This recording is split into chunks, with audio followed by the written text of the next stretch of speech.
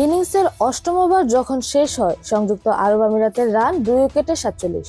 কে ভেবেছিল পরের কয়েক ওভারে এক ইনিংসেই ভেঙে যাবে, রীতিমতো চুরমার হয়ে যাবে।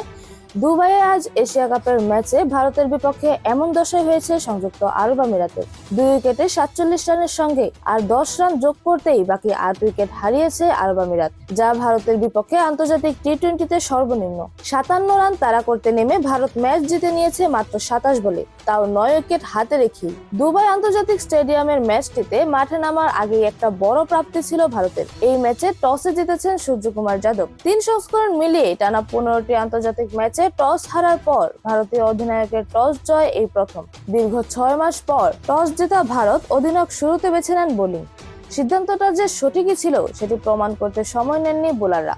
যদিও হার্দিক পান্ডিয়ার প্রথম ওভারে 10 আর দ্বিতীয় ওভারে জাসপ্রীত বুমরার কাছ থেকে 6 রান নিয়ে ভালো শুরুই করেছিলেন আমিরাতের দুই ওপেনার আলিশান শরাফু ও মোহাম্মদ ওয়াসিম। দুজনের 26 রানের ওপেনিং জুটি ভাঙে শরাফু 20 রান করে শরাফুর বলে বোল্ড হয়ে। তিনে নামা মোহাম্মদ জোহাইব বেশিক্ষণ টিকতে পারেননি। এরপরও 8 ওভার শেষে দলটির রান ছিল 2 উইকেটে 47।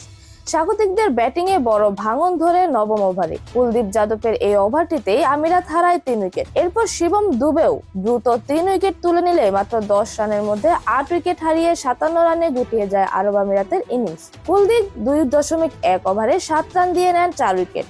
দুবে শিকার 2 ওভারে 4 রানে 3 উইকেট। অল্প রান তাড়া করতে নেমে ভারতীয় ওপেনার অভিষেক শর্মা ইনিংসের প্রথম বলেই হায়দার আলীকে ছক্কা মারেন, পরের বলে হয় 4। এরপর যতক্ষণ মাঠে ছিলেন চালিয়ে খেলেছেন অভিষেক। চতুর্থ ওভারের পঞ্চম বলে জুনাইদ সিদ্দিকীকে বড় শট খেলতে গিয়ে ক্যাচ দেন এই বাঁহাতি। 16 বলের ইনিংসে করে যান 30 রান। পরের ওভারে সিমরনজিৎ সিং এর বলে শুভমান গিলের 4-এ ভারত পেয়ে যায় জয়ের দেখা। এটি টি-20তে রান তাড়ায় ভারতের দ্রুততম জয়। আজ 4.3 ওভারে জেতার আগে 2021 সালে স্কটল্যান্ডের বিপক্ষে জয় এসেছিল 6.3 ওভারে। এরকম আরো নতুন নতুন খেলার আপডেট পেতে অবশ্যই চ্যানেলটি সাবস্ক্রাইব করে রাখুন। ধন্যবাদ। Flavours news.